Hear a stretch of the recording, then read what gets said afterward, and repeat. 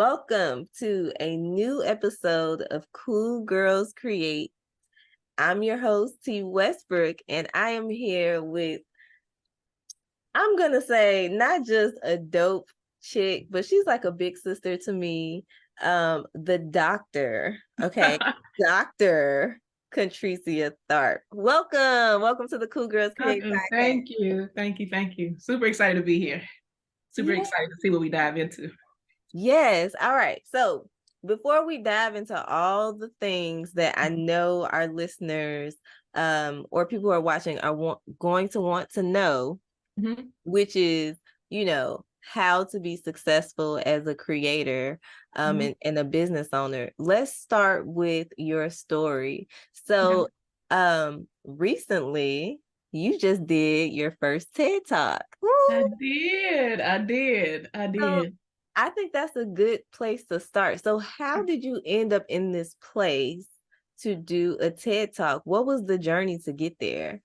So about a year ago, I was invited to a networking event.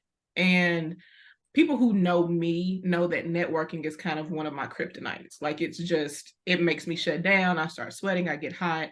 And I walked into this particular room, and one of the anecdotes that I have when networking is that I'll go into a room, I'll find me a comfortable place. If there's food, I'll eat. If there's a drink, I'll get something to drink, and I just sit down and collect my thoughts. And what I didn't learn until afterwards is that a lot of people take that as being like the cool kid, like, oh, she's so confident. She's coming in and and I'm like, y'all don't understand that I'm over there battling in my mind, like, which conversation do I double dutch into? And at this event, Leah Hayes, who I love dearly, but Leah Hayes was like, there's someone that I need you to meet. And at that event, it was a lady named Amanda Banks. And we just like instantly clicked. She was in sports. My agency has a sports division.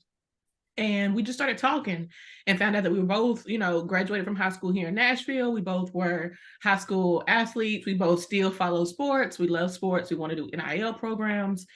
And we just developed this friendship. And then in her words, as she grew to know me, she saw that I had a passion for things outside of my industry. And she gave a TED Talk about 2 years ago and went in for a license. And she asked me to apply, and the committee selected my TED Talk. And it was primarily because a lot of people expected me to talk about marketing or branding or storytelling or something like that. And I went in completely opposite of that and started talking about experiences with equity and inclusion and for returning citizens. And so we started the process in March, and the TED Talk was in April. And I can tell you, a lot of people will make it seem like, oh, it's just a TED Talk. There's no such thing as just a TED Talk. That was the most stressful 4 months of my life because you're overthinking everything constantly. And then there's no script. Everything gets really memorized. And you get up there, and I tell people all the time, like, I forgot, I think, probably like 30% of my speech. And it was like, that was the theme. A lot of people were like, I didn't even quote this statistic, or I forgot this altogether. So that was the journey to TED Talk. It was completely a God thing. He connected me in a way that my weakness what I viewed as a weakness of myself elevated me and put me in a place, in a perspective from another person that made it seem like, oh, she has it all together. Oh, I want to be just like her. I need to follow her journey. So kudos to God. Yeah, kudos to God. So there were a couple of themes that stood out to me when you were talking about your journey there. So, just being in the space of like so I guess I'm a reformed introvert, or I don't know, extroverted introvert, whatever. But you talked about you talked about being, in those spaces where you have to meet new people or join new conversations. And there's a type of pressure that comes with that as, someone who is an entrepreneur or a creator, because a part of the success that you have is comes from building relationships. And networking. So I think it's amazing that not only did you take that situation and turning into something positive, but a TED Talk came from it. TED Talk. What I'm saying? Yeah. So So let's talk a little bit about your background. So you Okay. mentioned, going to high school Mhm. in Nashville, and you mentioned a little bit about your background, but let's talk about that more. So um who was little Dr. Tracy? They called me Tracy Reese. She was an adventurous and like she was a creative all in her own sense. Like no was not an option. Um, if there was something that she wanted to learn, she was going to learn how to do it. And she was just a go-getter. She was really, really adventurous. She was imaginative. She was an amazing little girl. And I think that I'm just now starting to get back to the root of who she was. But she was also somebody though that really valued the appeasement of everyone around her. She wanted to make sure that everybody around her was okay and was happy and that she didn't let anybody down. And so she lived up to expectations that should have never been set for her. And so, around after my high school, after I graduated high school, I went to University of Memphis and I studied architecture. And I studied architecture, but I was also double majoring in microbiology and biochemistry because the expectation was that, okay, well, you should be a doctor. But what I really wanted for myself was architecture. And so I was studying architecture, got pregnant very, very young. I got pregnant at 20, dropped out of college and moved back to Middle Tennessee. And for a long time, at that point, I was doing makeup professionally. I became a signed makeup artist to an agency that repped me. So I did book covers and magazines and tours and shows and things like that. But I just was never happy. It was something that I was good at, but it was never something I was passionate about. It was a means to an end because I was a single parent. And Mm. it was just, I remember like my son used to go and do makeup with me, because it was just us, right? I had my parents, but it was really just us. And so there was just one day where I was like, this is not it. There's so much more for me. How do I get to it?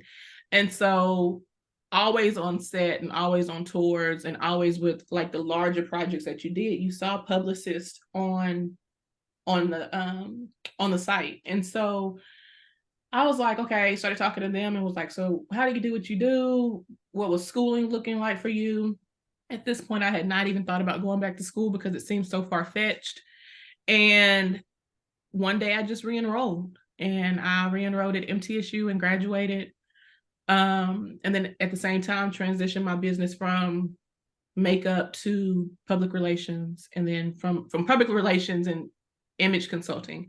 And then from that, we added marketing and became an INC agency. And we went in 2008, 2009 is when we started. 2012 is when I quit my corporate America job and went full time with this. Wait, because we're gonna talk about that. I gotta die to get through all Yeah, of so okay. So when you were in college, you said you went to school for architecture, right? Yeah. And then you graduated, you became a parent, Mm-hmm. and you were doing your makeup thing, and then you got the courage, right, to go back to school because you were I like, never graduated. I didn't graduate the oh, first time. you didn't I graduate. never graduated the first time. Oh, I didn't know that. Yeah, I So, never graduated. wow. So got pregnant, was Dropped doing the out. makeup thing, dropped out. Now look, now see, everybody talk about college, but they don't talk about the that happens, right? So for And you, life happens. yeah, Yeah. you became a parent. Yeah. When I got to school, I came in with like scholarship, Mm-hmm. financial aid, all the things, and Mm-hmm. then I just fell off and started failing. So I lost my scholarships, Mm-hmm. and TSU kicked me out.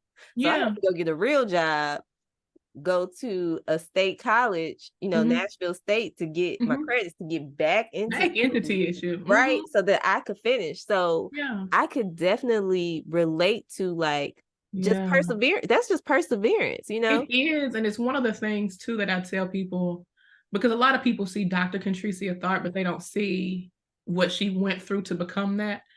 Um, like they see like, oh, your son is doing amazing. They don't realize like I'm a single parent and have been for 17 years. They don't see like and for so long I felt ashamed in that story. Like Mm, I felt the shame, like, okay, I went to college and didn't finish and I had to drop out. That was a shame point for me. And it's one of those things, like you said, it's everybody has a journey, everybody has a story. And if I can't find pride in mine to share it, then I went through it for nothing. right. Right.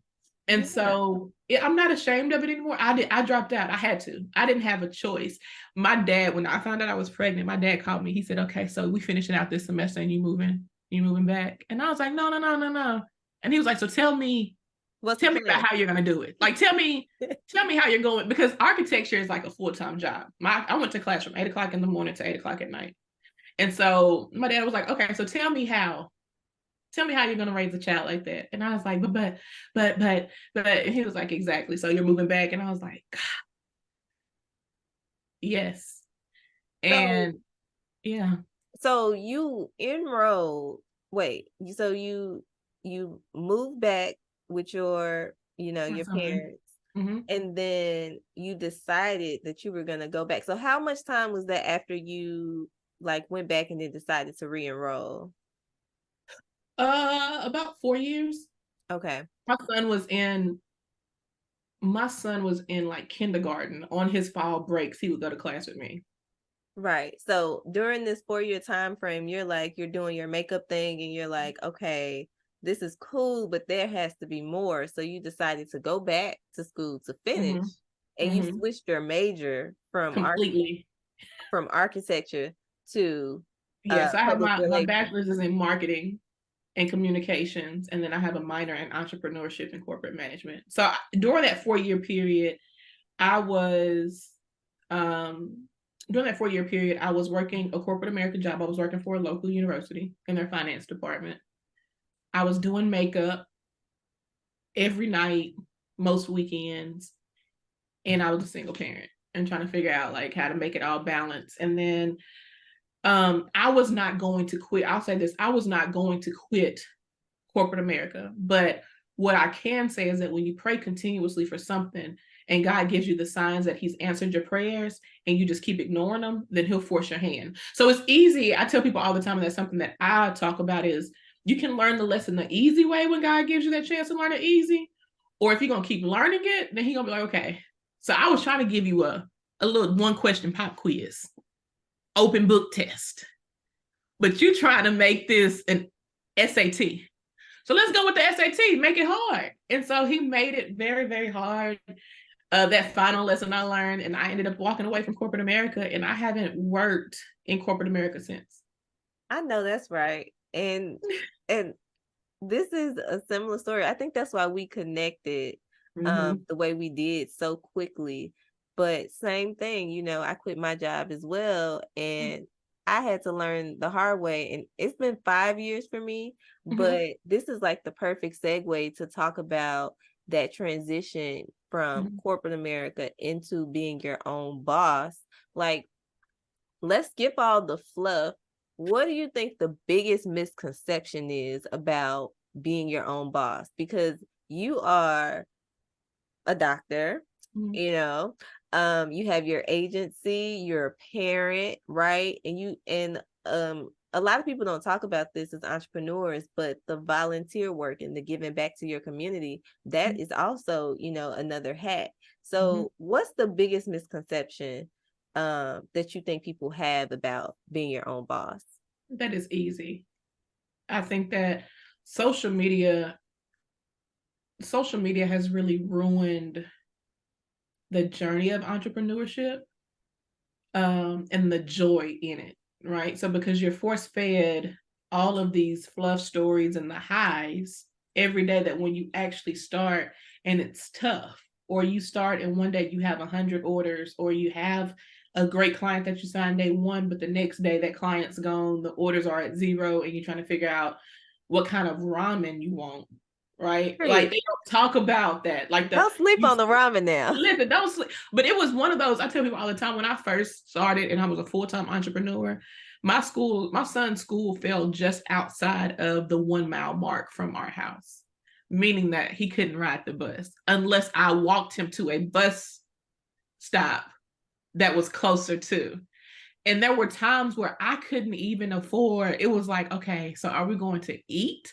Or am I going to have the money to put gas in my car to make him the 1.25 mile Mhm. drive to school? And so it's those kind of stories that you don't hear. We're only fed the highs. And I think COVID really, really did a lot of entrepreneurs a disadvantage as well, because we were force fed this content that you can start an LLC to get a G Wagon. Right. Right. And that was the concept. But it's one of those, I tell people all the time, entrepreneurship is one of the best, worst decisions I ever made in my life. Um, Oh, that's such a good way to put it, because I try to describe it to people. It's like a yeah, love-hate relationship. It's like that yeah. that cousin that you love but you can't stand, but it's like, And you know, I you see you once a year. I see you at Thanksgiving. It's that cousin, right? Like we don't have to talk throughout the year. I'll see you at the holidays. If something happens, I'll catch up with you on Facebook. It's period. it's that cousin, right? It's just, I tell people all that this is the best, worst decision I've ever made in my life. Are there I take extreme pride in being an entrepreneur. My father now, where he was traditional and entrepreneurship to him was the craziest thing ever. He's now come around and he's super proud of everything that I've accomplished. But there are times where I'm like, still, like, what are we doing? Because there's the comfort level that you find, and it's not for everybody. I think that that's um another thing that needs to be talked about, is that in order to be a boss in today's society, you don't have to be an entrepreneur. For some people, 9 to 5 is where you should be, and that is Mhm. fine. Like that's a structure, and that's a consistency, and that's a comfort, and that's a safe place. That because social media makes it seem that everybody should be a boss and be a girl boss and be a CEO. And okay, Chad, but let's talk about how these gray hairs are hairing. Life is definitely lifing. And every day is not rainbows and sunshines. And so you're gonna get started, and you'll realize that just because your grandmama and them say it was hot doesn't mean that the demographic is gonna catch on. Just because it's something that you want to put out in social media doesn't mean that you'll get the followers.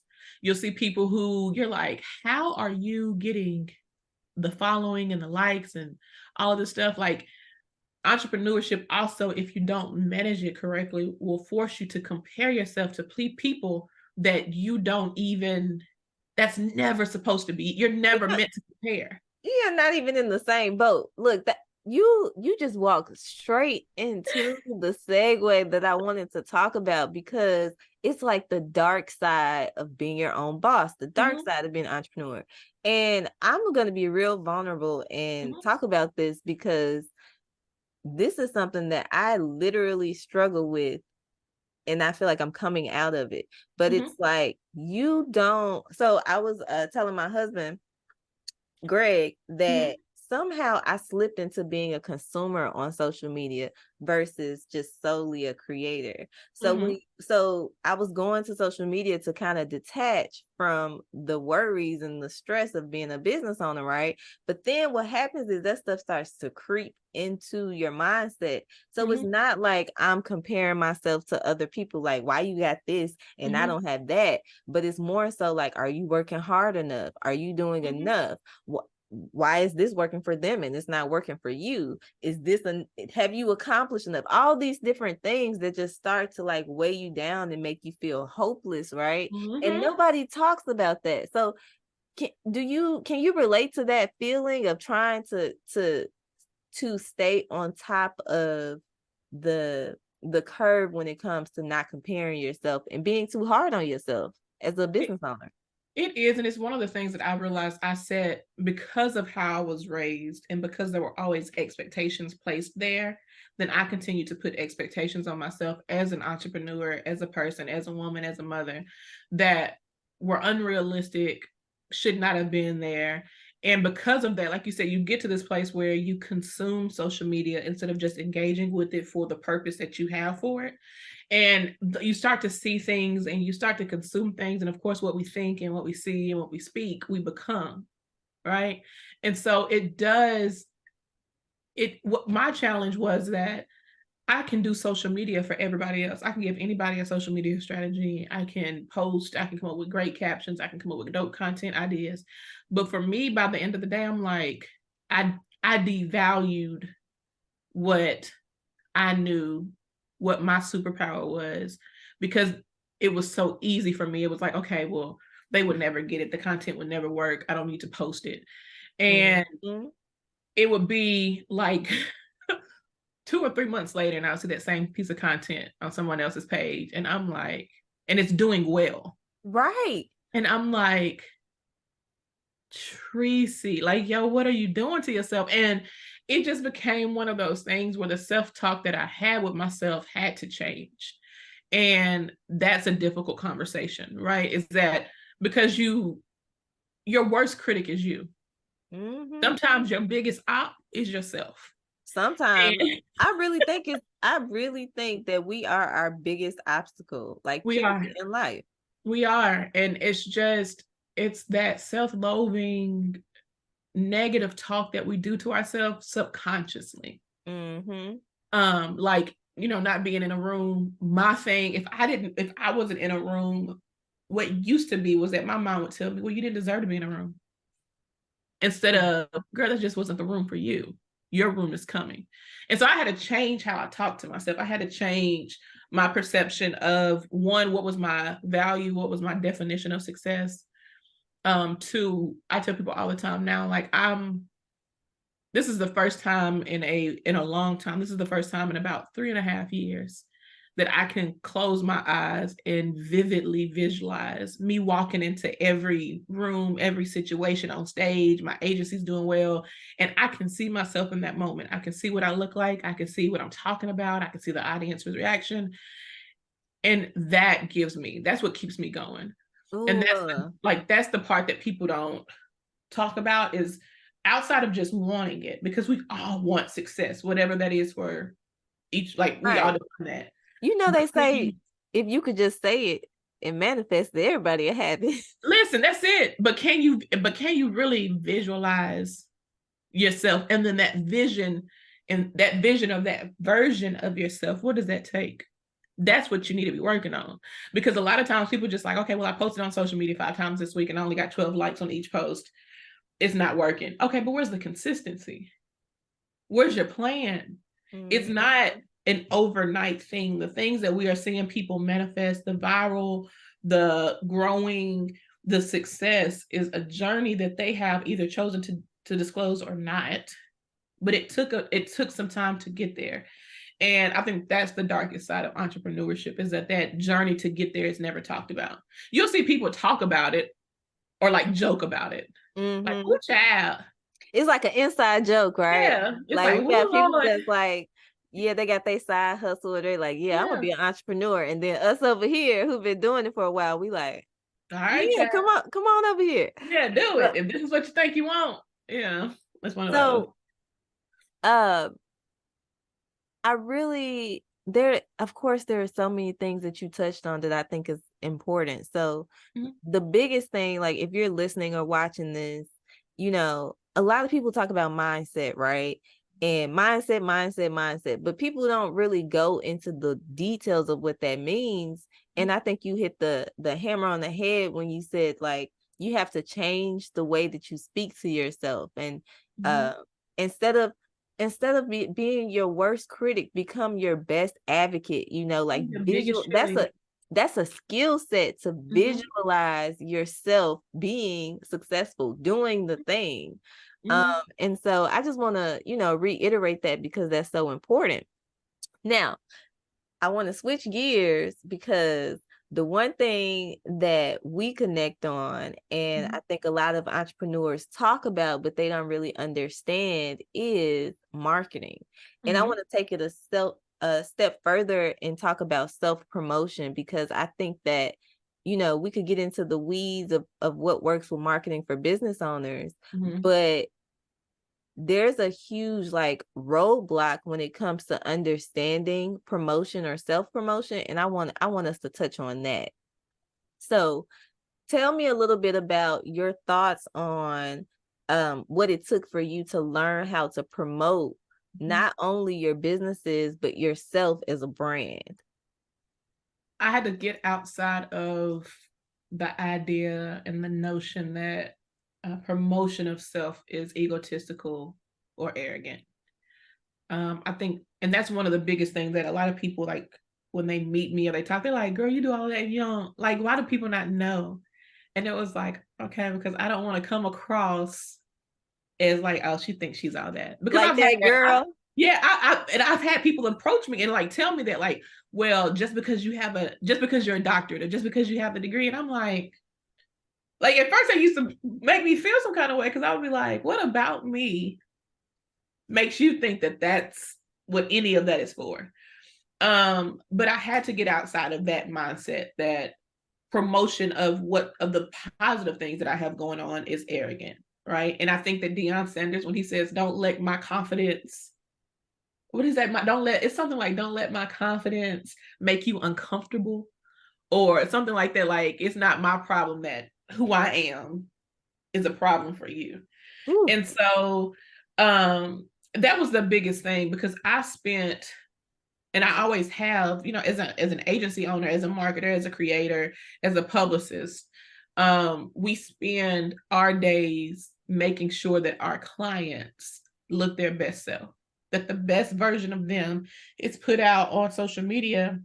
And so much so that we'll see some of our clients and we're like, man, they look good. Or like, yes, it's finally catching on. People are starting to finally see. But when it's time to turn that around and do that for ourselves, we struggle because it's that one thing where a lot of us are not arrogant, a lot of us are not selfish, a lot of us are not egotistical.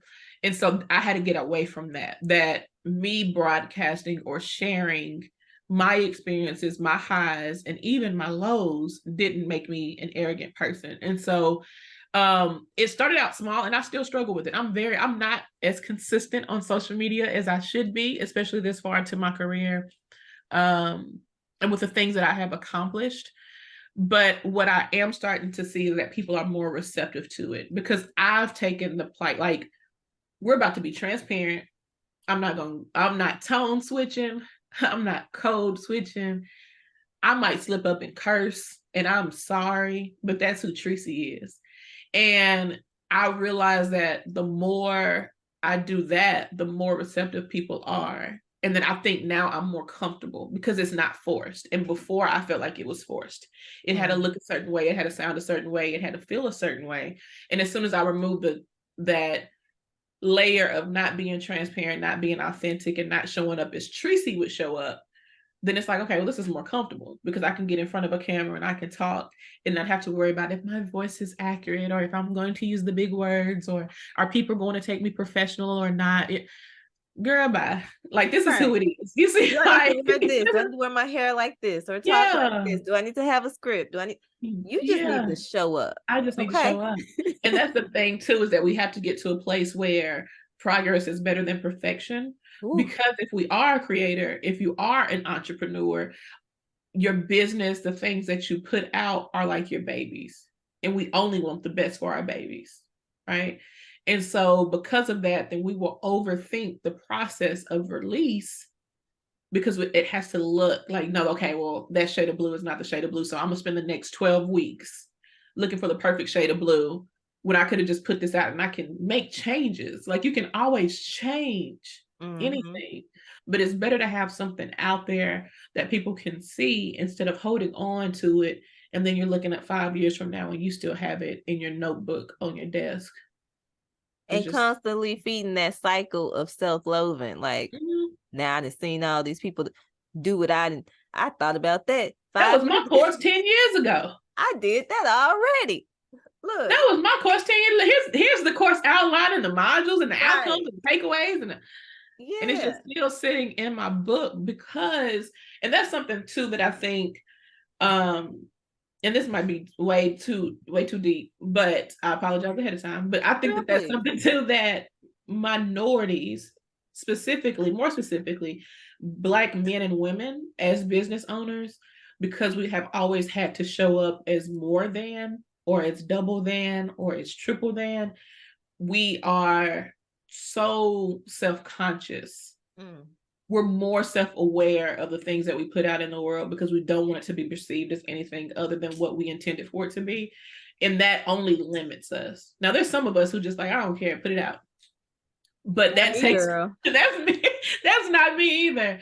But I'm getting to the point where I see constituents and associates of different ethnicities and races, and they just put it out and like, if it catches, it catches. If not, I'll learn the lesson. And I'm Well, yeah, I think, and not to cut you off, but I do yeah. want to get, because I want to be mindful of the time. I do, that made me think of the biggest lesson that I've learned. So while I'm talking about this, I want you to think about the biggest lessons that you've learned, especially when it comes to like PR and, promoting your business as someone who owns an agency. But Mhm. I would say, like you said, focusing on progress versus perfection, but Mhm. the other thing that you were talking about is like,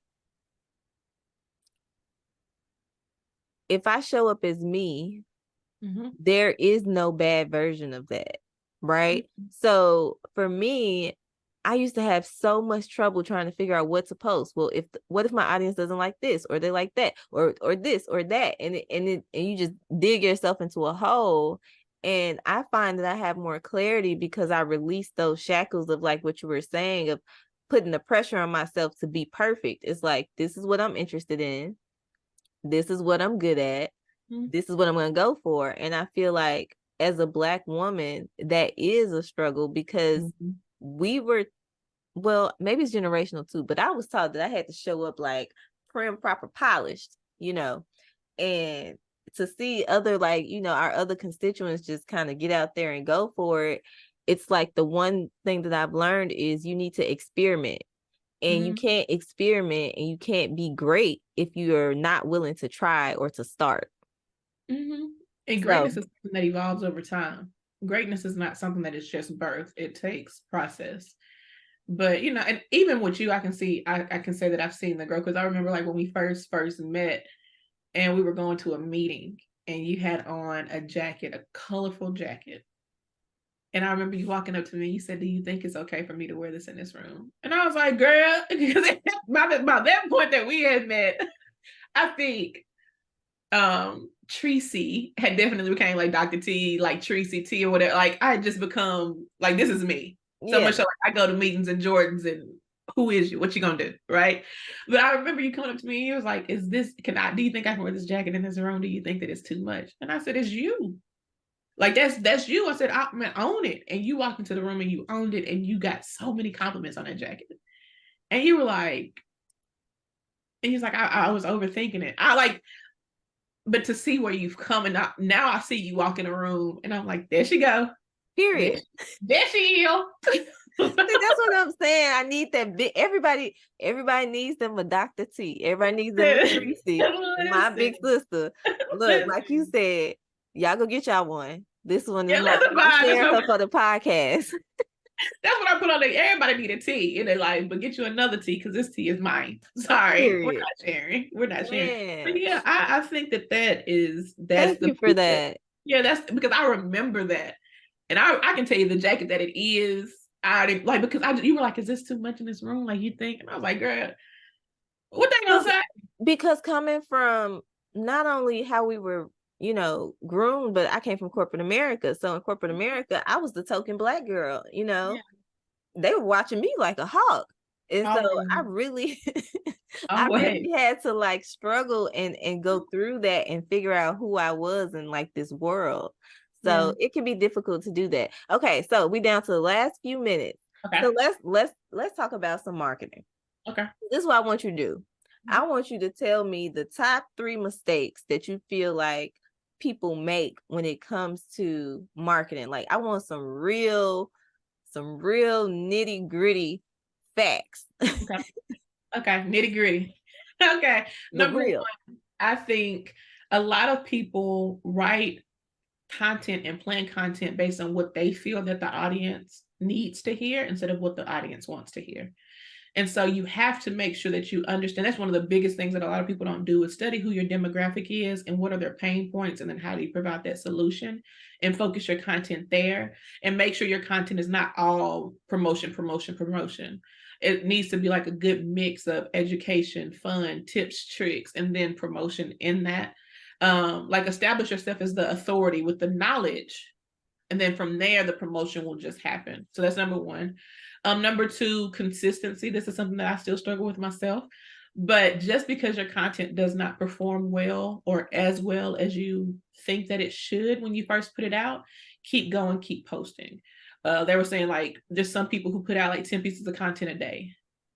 That's a lot, right? Especially for somebody who is struggling to put out one piece of content a month. So, but keep the consistency going. And the thing that was kind of like the aha moment for me was I put out a reel, and I thought the reel was going to go crazy, and I think I got like 110 views, like 110 likes, and I was like, that's not what it was supposed to do. But then it was like the realization, like, okay, well, Tracy, imagine doing that in person in front of 110 people, and that shifts the perspective, right? Like, yeah, of course, we would like to see like 23.4K views Right. or likes, but just imagine, even if it's 30 people, right? Imagine you doing whatever you were doing in that piece of content in front of 30 people, and it shifts the perspective. Like, okay, well, maybe even though it's not what I thought it was going to be, it still performed well enough, because if this was happening in real time and in real life, then that would have been super successful for me. Um, and number three, I think the biggest thing that they do is they try to be everything to everyone across all platforms. And so you need to find a platform and maximize your presence there if that's where your audience is. Just because you think that the content is fun and cool on TikTok or Instagram might not mean that that's where your audience is. Like if you do business to business interactions, you really need to be on LinkedIn, because I can't tell you any procurement department that's looking on Instagram or TikTok to find their next vendor. And so make sure that you understand who it is that you're wanting to purchase or engage or interact with your brand, and meet them where they are instead of expecting them to find you and interact with you where you are. So that would be my top three, would be writing copy, content captions for your audience and what they need instead of what you want them to know. Number two would be consistency. And number three is make sure that you're maximizing the platform that is best suited for your audience. Those are those are some great tips. And that was And straight off the dome like a rapper. yeah, like seriously, y'all. So like I would say if you start there, just reinforcing those three things, like consistency, I think is the most important out of what you said, because you have to show up, and you have to show up regardless of if you getting people clapping for you, which is the likes or the shares. Mhm. And I would say the only thing that I would add to that is take it slow. Like what you were saying, like find that don't the goal is to produce, like you said, 10 pieces of content a day. But if you're struggling to produce one piece of content, then you need to start with that. Show Mhm. up every day, At your right? For time. yourself with that one piece of content and start there and then build on top of that. I see Yeah. a lot of people like stretch themselves thin, and I've even been guilty of that. And then the last thing is you can create 10 pieces of content in one day and share it across platforms, but it's still just one video or Mhm. one video with text, or now you've turned the video into, a meme or something like Mhm. that. So you can repurpose content. You just have to think outside the box and be Mhm. creative. And I think that is one of the biggest hangups that I've even struggled with, is like I just stopped thinking outside the box Yeah. for some reason. Yeah. And I think if kept that creativity going, that creative thinking going, it would be a lot easier to be consistent with content. I agree. And I think too that what you touched on is really something that a lot of people need to hear too, is just the frequency. So inconsistency, if it is that you can only post once a month, right? Make sure that that once a month is to be expected, and your audience knows like, okay, it's Tuesday. the 31st, like this, the fourth Tuesday, I know that such and such is going to have this content, but make sure you give yourself a frequency and a cadence that you can keep up with yourself if you are managing your own marketing and implementation of strategy and things like that. So that way you're not overwhelming yourself, because we are told that it needs to be this many pieces of content at these times during these days. Then it can become overwhelming, especially like you said, if you are struggling to even produce the one piece. But make sure that you are creating a frequency and a cadence that you can keep up with, and then over time, as you start to see that that is being engaged with, then increase it with something else that you can do. But that consistency is only to be with what you can manage if you are managing it yourself. Um, because if not, you will set yourself up for the okie doke and be like, Lord, I Yep, said, and be trying to hire people like you talking about give me do my marketing for me. listen, Lord, please Yeah. help me. All right. So, I would like for you, Dr. T, to close us out with just a beacon of inspiration for the women creators and entrepreneurs that are listening to this episode. What's one thing that you want to leave in their spirit? That you're enough and that what you do matters. Never define your purpose or the things that you're wanting to achieve for yourself based on what society tells you you need to be doing. Like, you know what you have a passion for, you know what your purpose is, and walk in it every day. What you got, like you already have all the tools necessary in order to make some things happen. So just get out there and do it. I know that's right. And is there anything that you want to share with our audience about any upcoming projects, um, products, anything that you have coming up? So we are relaunching Favon Creative. We have Favon Creative, which is just our basic IMC services, but then we also have Favon Sports and Favon Digital. Sports, of course, we work with collegiate and professional athletes. Digital is where we work with influencers and content creators to make sure that they are being maximized and getting some brands. And then we are also looking to launch a community for marketing and PR professionals called Alchemy. So it's ALCOMMY, and it's just a play on the actual word of alchemy and that definition. But we're looking to be more intentional about making sure that freelancers and agency owners and entrepreneurs in this field know who their partners and friends are, so that way we're able to network and build stronger connections and go after these larger projects, because we have the capacity and the capabilities to do it too. And so yeah, the goal is to have a conference in a year. So November 2024 is our first alchemy conference. So be sure to look for that. We're planning a calendar to come to major cities. So Austin, Dallas, Houston, Atlanta, Miami, Nashville, Louisville, Chicago, New York. We're gonna Ooh, start this way and then branch out west. We're gonna take care of the East Coast first, the you East and the know, South. just take over. You feel me? We're trying, and the app. So y'all be seeing something. Make sure you follow me on social media.